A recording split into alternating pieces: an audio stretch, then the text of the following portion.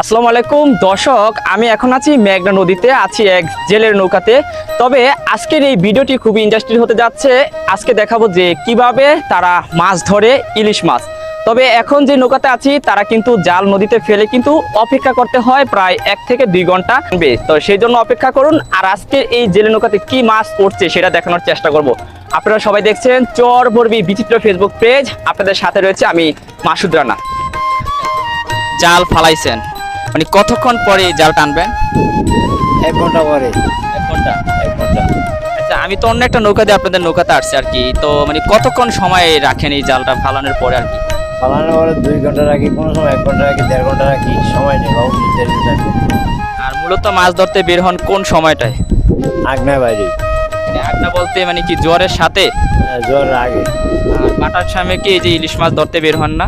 না, বের হন না? না,